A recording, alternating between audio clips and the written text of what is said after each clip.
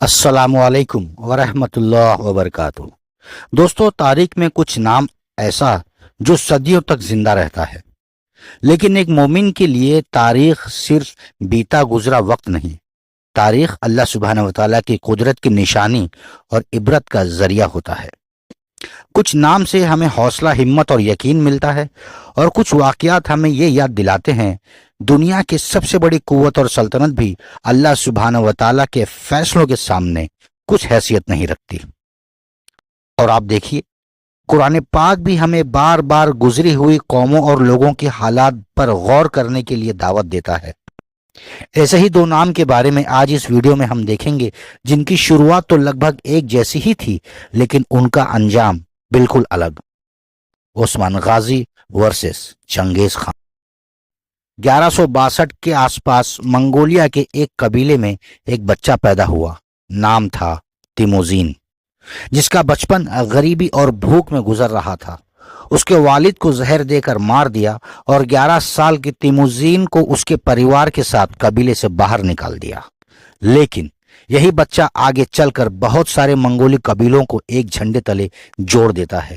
دل میں بدلہ اور ہر حال میں طاقت حاصل کرنے کا جنون، اور اس کو لقب ملتا ہے چنگیز خان، یعنی یونیورسل لیڈر۔ اور دوسری طرف عثمان غازی، جس کی پیدائش ارطغرل غازی کے گھر ہوتی ہے، اناتولیا اور بائزنٹائن امپائر کے بارڈر پر موجود ایک ترک قبیلے میں، قائی قبیلہ۔ عثمان بھی غربت میں پلا بڑا، نہ کوئی بڑی سلطنت، نہ بادشاہت، بس دل میں ایک جذبہ اور جنون، اسلام کی سربلندی۔ اگر جنگ اور فتوحات کی بات کی جائے تو چنگیز خان نے اپنی زندگی میں چائنا کا بڑا حصہ، سینٹرل ایشیا، پرشیا اور رشیا تک اپنی فوج پہنچا دی تھی۔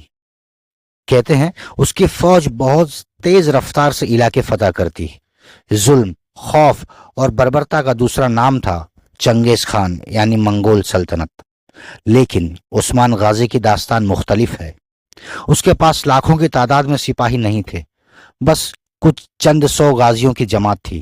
لیکن ان چند سو جانصار غازیوں کے ساتھ عثمان نے کچھ بائزنٹائن قلعے فتح کیے اور سلطنت عثمانیہ کی شروعات ہوئی، جس کی نیو عثمان غازی نے انصاف، اخلاق اور ایمانداری پر رکھی۔ چنگیز خان کی موت کے بعد ہی اس کے فتح کیے علاقے تقسیم ہونے لگے، منگولوں کی آپس میں پھوٹ پڑنے لگی۔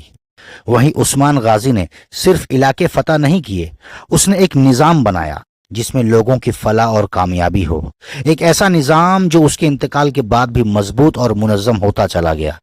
یہی وجہ ہے کہ عثمان غازی کو صرف ایک فاتح نہیں بلکہ ایک سلطنت کے بانی کے طور پر یاد کیا جاتا ہے۔ چنگیز خان، جس کا نام ظلم، بربرتا اور خوف کے لیے جانا جاتا ہے، قریب 100 سے 125 سال بعد منگول کی طاقت ختم ہو کر تاریخ کے اندھیروں میں گم ہو گئی۔ آج منگولیا کہاں ہے، بہت کم لوگ جانتے ہیں۔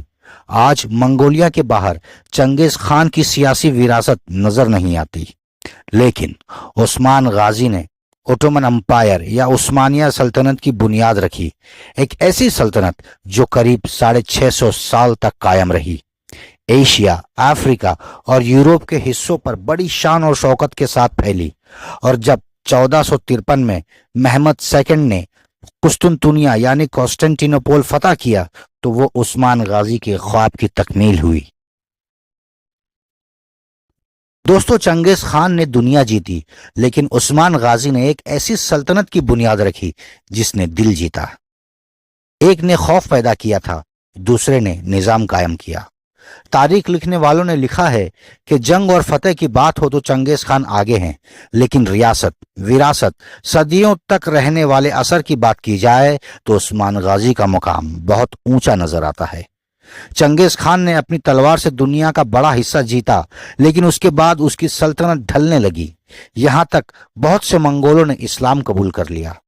پھر تاریخ میں ایک وقت ایسا بھی آیا کہ جس منگول نے دنیا پر قبضہ کیا تھا، اسی منگول سلطنت کے وارث کرمیان خان عثمانیہ سلطنت کے پرچم کے نیچے آ گئے۔ اس ویڈیو کے دوسرے پارٹ میں ہم دیکھیں گے کیسے اللہ سبحانہ و تعالیٰ نے ایک طاقتور منگول امپائر کو ختم کرنے کے لیے ایک منگول کو چنا، اسے اسلام کی توفیق دی اور اس کے ہاتھوں سے اس بربر اور ظلم والی امپائر کو کمزور کر ختم کر دیا۔ ویڈیو کو لائک اور شیئر ضرور کریے، اور اسی طرح اسلامی تاریخ اور معلومات پر ویڈیوز کے لیے ہمارے چینل کو ابھی سبسکرائب کریے۔ آپ کے وقت اور سپورٹ کے لیے جزاک اللہ خیر۔ السلام علیکم ورحمۃ اللہ وبرکاتہ۔